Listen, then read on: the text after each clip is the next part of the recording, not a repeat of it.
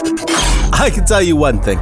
Technology is the single most important aspect of every business that has successfully scaled. It's time for that Real Estate Tech Guy. It's your weekly chance to explore how technology can help your real estate business explode. Each week, you'll hear from real estate investors who have been there and done that and find out their favorite technology tips. Listen in as Jordan speaks with tech companies and learns about new technologies and new ideas that will help you scale your business. And now, join your host, Jordan Samuel Fleming, CEO of Smartphone, for this week's episode. Hey everybody, it's Jordan Fleming here with another episode of That Real Estate Tech Guy. My co-pilot for today's episode is Jesus Toledo from 8020 REI. Jesus, welcome to the podcast. Introduce yourself and the company. Well, thank you, man. It's an honor to be here. Happy to connect about technology. I've been a serial entrepreneur my whole life. Been in real estate for the last 5-6 years. Started a second business related to real estate probably 4 years ago, where we're doing taxing and data analytics for clients. We pivoted last December, and we're now just focused on data solution for real estate investors. Well, that really excites me because it's a discussion that I have all the time with people, particularly, obviously with my company, Smartphone, people are calling and working leads on the phone, text message, etc. And the quality of data, where they get data is always a question. And so the more, I was excited to get you on today to talk a bit about, kind of, how you guys approach it, what makes it special for coming to 8020. Give us a little synopsis for an investor who's looking to start to get better data. What is that journey like for you in general, and what is that journey like with you guys? Yeah, that's a great question. I think it's important to separate a little bit your stage where you are in your real estate career, right? If you're starting your business, you're trying to get to 3 deals a month, like anything before that, data is important, right? But you can get deals out of those, right? I would even say don't go super massive. Don't think you need to buy thousands and thousands of records. I would rather go after, for example, a pre-foreclosure list. If I were starting a business today, the first data that I will go after and try to master in my market will be the foreclosure or the sooner pre-foreclosure, right? Before it gets to the auction. That will be the best data source I would recommend anybody starting, right? And that is just learning. Be the master of your market. Know it like the back of your hand. Nobody can know more about foreclosure process in your market than you, right? That's where I would start today as a starter. As you're growing up, so if you're a professional real estate investor, starting to scale a business. Yes.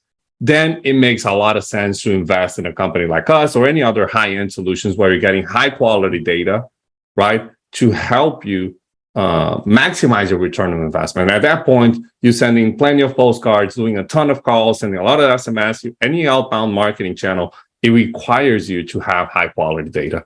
One of the biggest mistakes that we see when clients come to us is they think all data sources are equal, right? And although there's only 3 or 4 main data vendors in the country that gives you nationwide data, how you process the data, it's so, and that's the key, right? Like that. Well, and so explain, because I think this is I don't want to say this is a black art area because it's not a black art. There's a lot of science and data analytics around it. But yeah. I think for the average investor, it's a black art area. Like, I think a little bit. So explain to me a bit about that. Like what makes what makes how you deal with the data, and particularly you guys, turn it from just, hey man, anybody can get this data from going to this place, to here's data that is going to help you the most. Why? What goes into that? Just on the basics. Yeah. So let me make a couple of comments to what you just said, right? I think it's super important, right? One thing that I learned maybe 2-3 years ago is the most successful real estate investors in the country, they have a sales business, right? A lot of us I made that mistake for the first couple of years in business. I thought we were running a marketing business. That our goal was generate leads, generate leads, generate leads. No, we run as wholesalers, we're running a sales business. Is if you keep the focus on that, you're going to be successful because you can buy leads without doing any data. You can do PPC, you can do TV, you can do a lot of things. But if you choose to do outbound marketing, be intentional about it, right? If you have the time and it's one of your natural skills, learn how to do data. I can give a couple of tips on that, right? But learn how to do the data. But if it's not your skill, if you don't have anybody in your team who is passionate about it and want to do that, hire a good data vendor solution for you to shorten that curve and maximize your return on investment by all means, right? And what I think is super, super important is understanding what we just talked about, like how to identify or process the data correctly.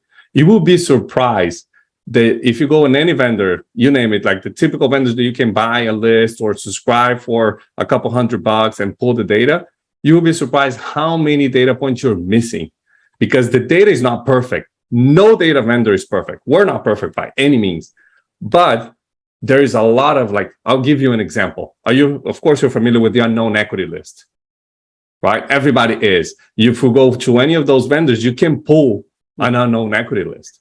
But you know, one example, like this is just one, there's dozens of these. There is no unknown occupancy status. And you would be surprised how many properties are based on these vendors are not either owner occupied or absentee owner. Wow. Because they don't have it, right? Or they're blank or they have the wrong format. The same goes. In which case you're missing a massive part of the story. So on average, you lose from 20 to 40% of data with unformatted data. That's why I believe that how you process the data is extremely important. And I would say virtually all vendors miss on this, on a lot of the columns. Everybody has the unknown equity, right? And the absentee, non-absentee is very easy to fix. So some of them might have, but if you go to bedrooms, if you go to living area and you start going, the typical filters that you apply, every time you apply a filter when you're buying a list, you're losing something. Wow. Yeah. And it's so interesting. Like when you think about it as missing, if you think about it as missing a key part of the story, then it's the difference between knowing you're reading Little Red Riding Hood and knowing you're reading Snow White. It's that dramatic. It's you know, if you're missing something like occupation, owner occupied or occupied status of a property, if you don't have that information, you're missing a really important part of the discussion that you're going to have. In which case, then you're going in, you know, your power of going into the conversation with people goes blind in so many ways.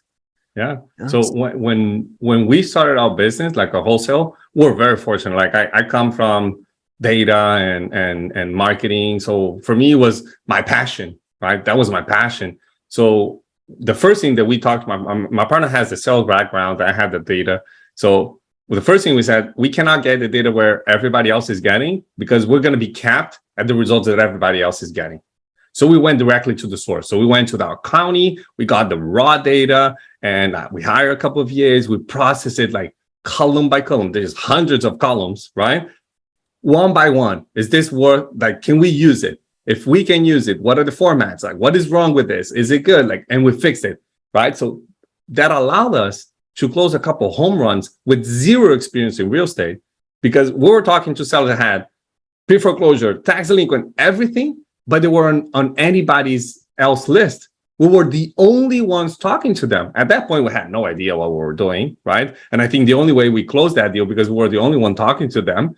But now that we know, we look back at our most profitable deals and we can pinpoint and really realize that they were what we call now the hidden gems. Now we have a process to identify these properties that very few people can get a hold of. And that's really where you start talking about a more niche data experience going to like an 80/20 REI.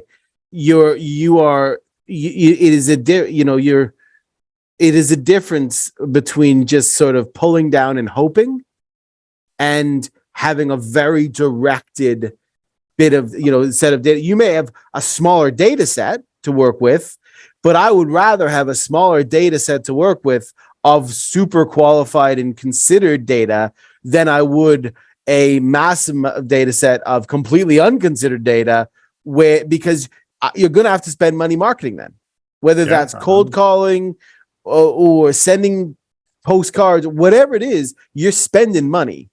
So at the very least, try and be targeted with the money you're spending if you really want success. And do you think then, like, I'm curious, actually, getting back, let's take a step back, because I'm fascinated to how you guys sort of pivoted into 80/20. And I understand, you had a solution, which was, I think we talked about text messaging and some things like that. But when you pivoted to kind of I don't want to say a pure data model, but that's sort of, that's where you are now. Did you feel that there was a real, there is a real appetite or opportunity? Sometimes the appetite isn't there yet as much because people don't understand the opportunity that it provides. But were you able to really see that, particularly given the economic forecast and the way things are going to get a bit more kind of fluid in terms of how things work? Did you kind of feel like the data element is going to be a critical path for the next 5 years? I think it will. And I think the very first time I got into real estate, I saw that as an opportunity. I remember being in a room, like I read Reach the Airport ad, right? I read it for the second time, and it was the first time that I really understood what was going on there. And I went to a local real 6 years ago, and I went into the room. I come from the online poker world. That was my first business. I was hosting online poker tournaments and doing a lot of things, working with like some of the major brands back in Chile, not here.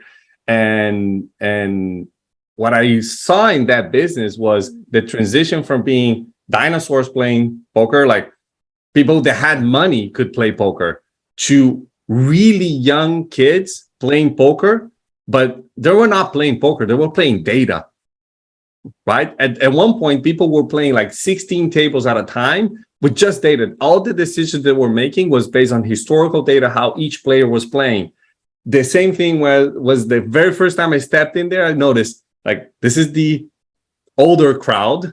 The guys have been in the space for a long time. And there was this little tiny table with 5-7 young kids, like in their 20s, right? And I said, I want to talk to them. And I realized, and if you notice now, more and more, the big guys in the real estate are becoming younger kids. And that evolution is driven by the data as well, right? So I saw that opportunity the moment I stepped in the first like RIA meeting. I say, this is the same thing that happened to poker will happen to real estate. And we're only starting. I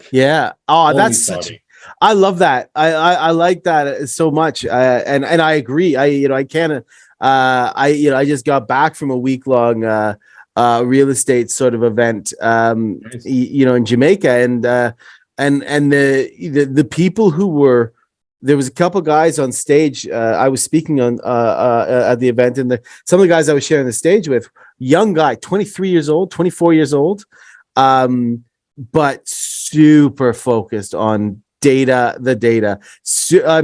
and crushing it. Like, and just, they got the brains, they've got the power, and they are just running the table on it. And it was fascinating to watch. So it's going to be more and more like a professional real estate investor without a really good data solution. It isn't going to exist. Long term is not going to be there. Yeah. And now is the time to start to, if you're not doing it, now is the time to really start to get into this game so that you really understand how it can work within the markets you're doing, how you can kind of, get comfortable with it and get it, work it into your marketing mix. Because we all have a marketing mix. We all have a way, that we're comfortable with. And then we start to try and push out and get out of our comfort and do more things. So in terms of you mentioned at the start the kind of barrier to entry, or the journey that people take in their real estate investment careers from just starting out, awesome, lots of enthusiasm, probably not a lot of money. You just got to make some deals happen, and you don't need to spend a lot of money. The one thing I have learned from the real estate world is if you're just starting out, you don't necessarily have to spend a ton of money to make a couple deals happen. It's graft. It's get your head down and do the work, and you can make some deals happen. But if you're then trying to scale your business to any sort of value and to be able to live, it's when you start to look towards a solution to yourself. You start to be very much more considered in your marketing. So I have kind of a flip question for you.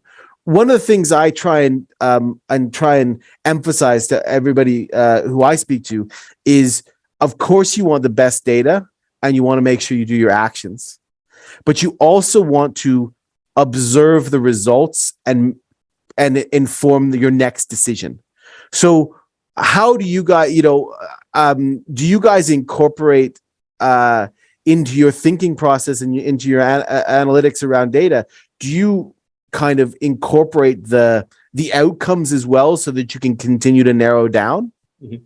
So awesome that you brought that up. Actually, it's a part of our onboarding process. Oh, thank God for that, because otherwise I look really fucking stupid when I ask some of these questions sometimes. No, this is not my area of expertise, data.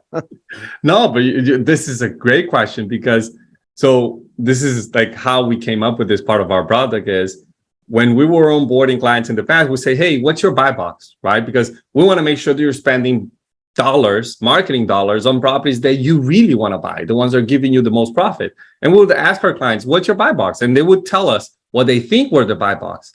And at one time, we came up with this idea, let's do what we call now a reverse buy box. Let's ask our clients the deals that they've done in the last 2 years so we can reverse engineer them and help them build their buy box based on that. Right? So now, and it was a bunch of amazing learnings from that. Like most investors, super huge, they can do all types of deals. They do 80% of their deals from less than 15, 17% of their zip codes, right? So that's why we call the 80-20 REI. It's because we always look for the 20%. What did the 20% of properties have in common that generated the 80% of the revenue? And that is an amazing learning experience. Just the reverse buy box, like looking back at your deals and trying to identify what the 80% of your revenue had in common. It's an amazing experience. Anybody can do this. You don't need to be a data wizard. It's not super simple, but everybody can do it. But we help that. Like it's part of our service is helping you understand your buy box. Well, and it takes, in some ways, or my gut instinct says it also will take away some of the inherent prejudices they may have of where they think they get, because we all have, oh, I know my market. I know, I know, but data doesn't lie and data doesn't care. Numbers don't lie, number doesn't care. And so, that is an interesting element of this to help people clarify what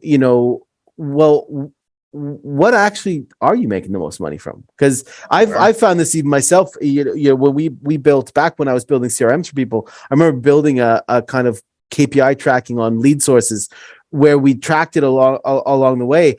And we tracked all the events that happened as well. How many calls does it take? How many meetings it said, blah, blah, blah, blah, and it started to allow them to analyze where they were getting their data from and what leads they were looking at, and to go, you know what, man? Yeah, we're winning some of these, but it's super costly in terms of time, effort. But these ones here are closing quick. They're closing easy. We're making good money. Exactly. Like, let's run to that. But you only do that if you're reflective on the sort of set and you actually look at it. And I don't know if a lot of people do that on a monthly basis. Have you found that's not that's a new thing? A lot of people get super surprised with the results in the buy box that we do, right? Because we tell them what you have been doing, we tell them what we see in your market, right? So there's a lot of overlap a lot of the times, right? Like where we're seeing the deals happening in your market and what your buy box, it usually aligns pretty well. But a lot of people get surprised. Like, I didn't know like these, like I kind of knew, but I didn't know like these 10 zip codes is 80% of my revenue. Like, why am I spending dollars Why on am I these, doing anything all over these there? revenue, all these zip codes that I never done a deal in? Like, why? And Right? and let me ask a follow-up question then to that is, do you guys, is it purely the sort of lead gen elements, or are you looking at any sort of buyer habits as well along that way? Well, we're looking for both, right? You're So looking- we're about to launch. We're in a better version of our buyers product where people can really see what are the top buyers are doing, what are prices. So the market is changing, right? Like buyers are now an important part of your business. So we're adding that in as well, part of our products. Because I do think that buying, buyer thinking about your buyers is something that people don't do enough of. They spend too much. They spend all the time thinking about. We've been with the winds lead on our gen. back for the last 5 years, right? Like it was, if you found a deal, it was easy to sell. It was I mean, yeah, like and we lost that urgency of finding buyers, right? And well, it is what it is. It's just reshaping that mindset and understanding. Yes, like it's funny. We're doing a presentation for another event that we're going to be a part of, and we're talking about the points of the presentation. We're saying the way that you can strive in any market is make sure that you buy deep enough and make sure that you have the top people buying, right? If you buy deep enough and you have the right buyer, the most active, the one that's paying the most, you have a business in any market. It doesn't matter where you are. Is it difficult when you're going down? Absolutely. It's harder. But if you keep to those two principles, you're golden. Yeah, absolutely. And I think it's really, it must be quite an interesting, there must be a lot of eye-opening conversations for people when they first start to work with you, where they start to, you identify, the reverse engineering of the buy box, but just trying to break apart their, the mindset to be able to think more strategically. I think sometimes as sales, you mentioned earlier, you're in a sales business. Yeah, at the end of the day, you can generate everything you want, but if you're not closing and making cash, great. I mean, you're in the I'm spending money business if you're doing that. All right. Yeah, and that's what happened to us. So a funny story, like okay. Gary Harper. Gary was at the event with me last week. He's been our coach for many years.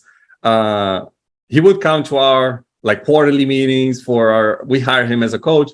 He'll say, guys, you have a good business here in the real estate, but I coach hundreds, if not thousands of people a year. And I never seen anybody like you guys to generate leads, to find properties, and the list process and the lead gen process that you guys have. I never seen it. You guys should offer this as a service. He was the one who pushed us to offer, because we started the first year and a half thinking we had a lead generation business, and we focused solely on that, but we were not converting. So fortunately, we were very inexpensive. We're doing cold call texting. We developed our own texting platform. So the marketing for us was inexpensive, but it wasn't a reality. Like if we were buying for those services, we couldn't be in business. The only way we stayed in business because of that, right? And when we shifted, our wholesale business improved.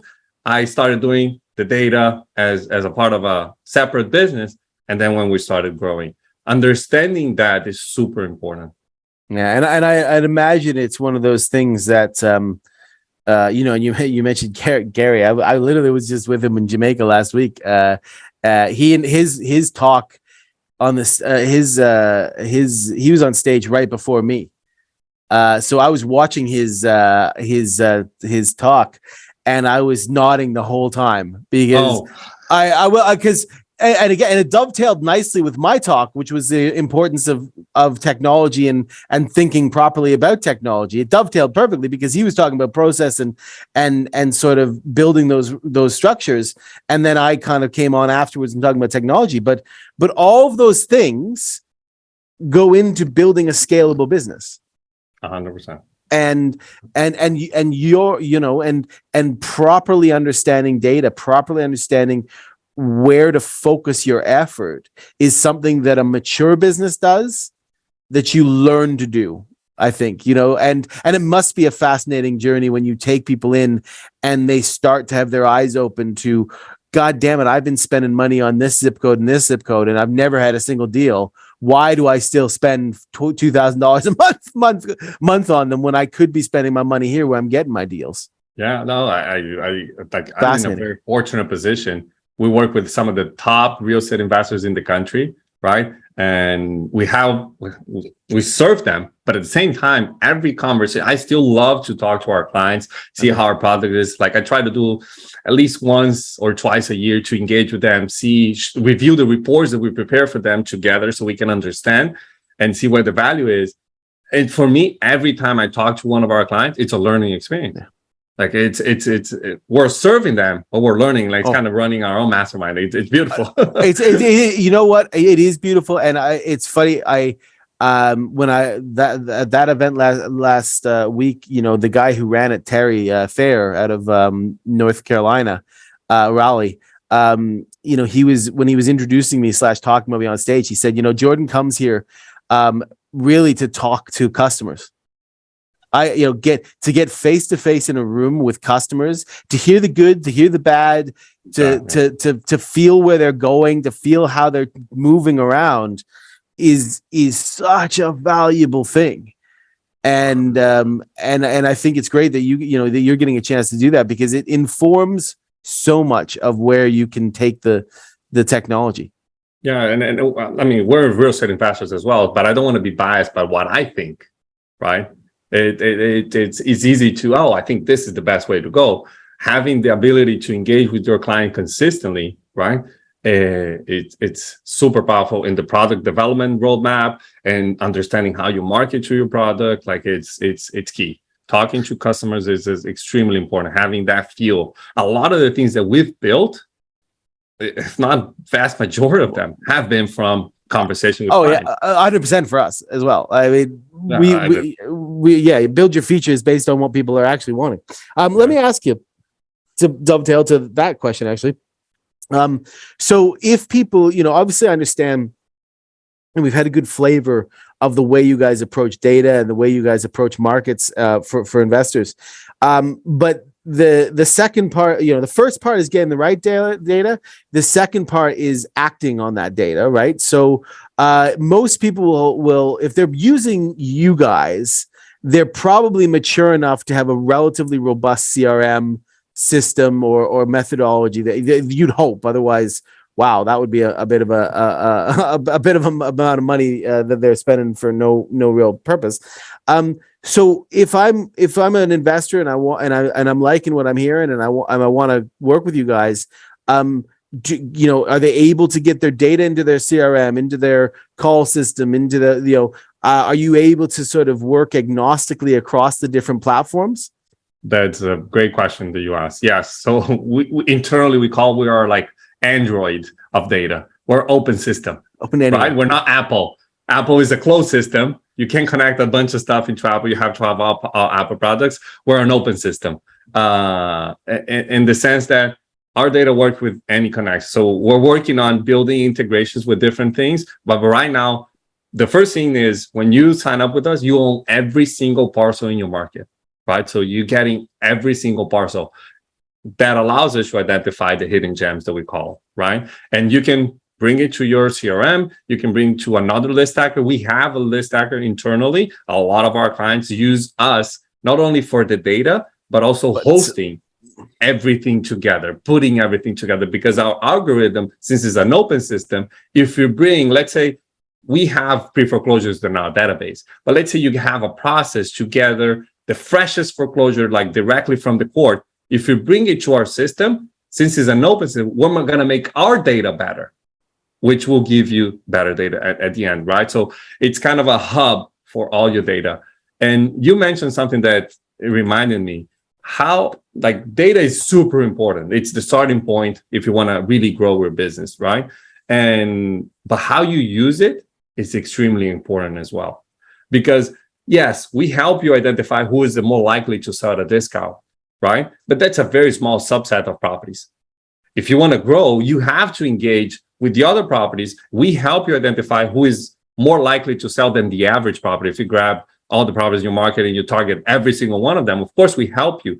But how often you engage with them So for example, putting them, if you're doing direct mail, putting them on a 30-day cycle, on a 60-day cycle, on a 90-day cycle, it's extremely important. And that's one of the things that we do. We help our clients not only, hey, here's the best properties, but we also tell them, this is how you engage with them.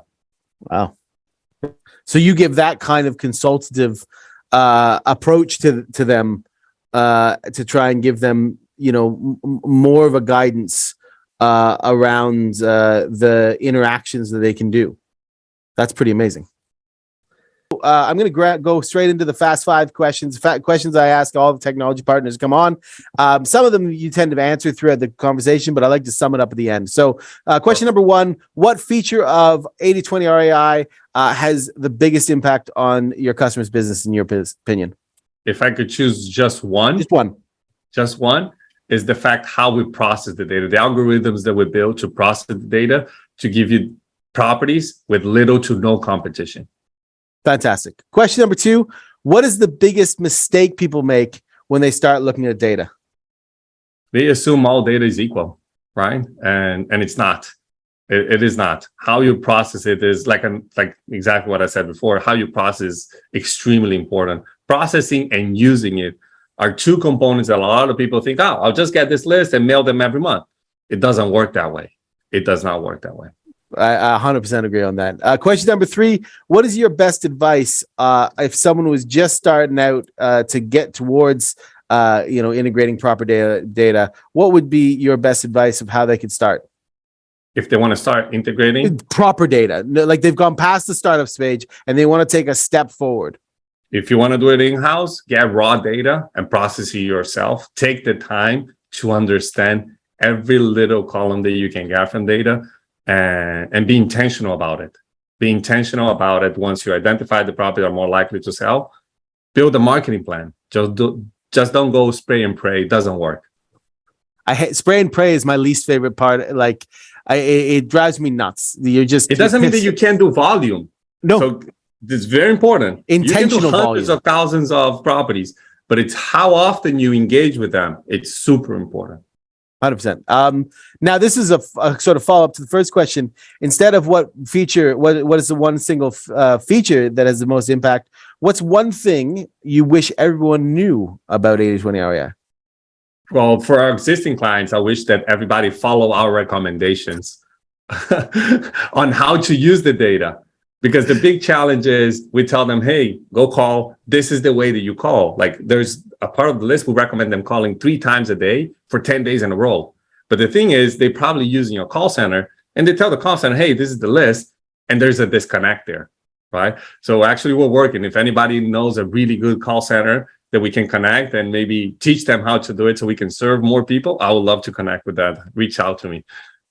And now this is going to be a little of a broader thing because your background is you had a real estate business, you have a real estate business as well.